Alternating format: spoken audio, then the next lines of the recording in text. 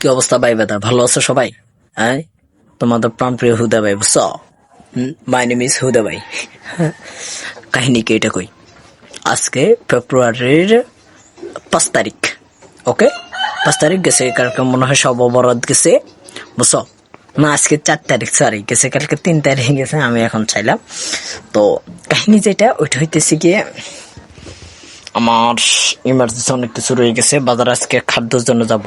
জানুয়ারির খাদ্য আনলাম, অলরেডি শেষ।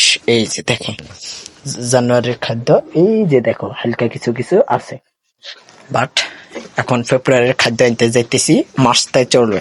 ওকে, তো ফুল ব্লগের সাথে থাকো। ওকে, চেক ইট আউট।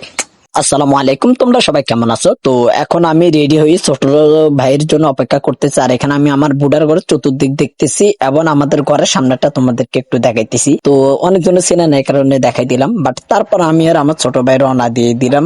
আর দেখো আমার ফেসটার কি এক অবস্থা হয়ে গেল, চুল টুল না কাটায় দাড়ি টাড়ি কাটিনে অনেকদিন হয়ে গেছে। তো থাক, অলরেডি এখন আমি আর ছোট গাড়িতে উঠে গেলাম। উঠে গিয়ে ধনু ভাই আলহামদুলিল্লাহ রওনা দিয়ে দিলাম। মূলত ছোটকে আপুদের ভাষায় ফাটাবো, আর আমি যথেষ্ট পরিমাণে চেষ্টা করবো আজকে খাদ্য কি কি আনি ওইটার লিস্টে তোমাদেরকে দেওয়ার জন্য।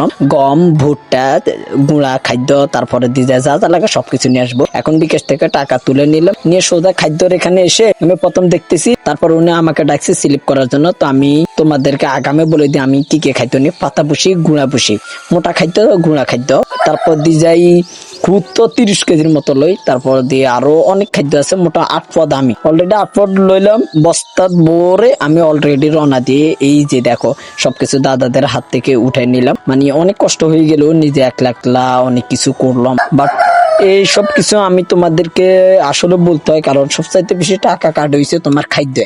বর্তমান খাদ্য যে পরিমাণ টাকা কাটে, মুরগি বিক্রি করতে অনেক কষ্ট হয়ে যায়। তো অলরেডি আমি ঘাইত করে রওনা দিয়ে দিলাম বাড়ির দিকে। প্রচুর ক্লান্ত হয়ে গেলাম, বিশেষ করে টাকা তো ফাই সময় শর্ট খায়, এটা বলে আর লাভ হবে কি?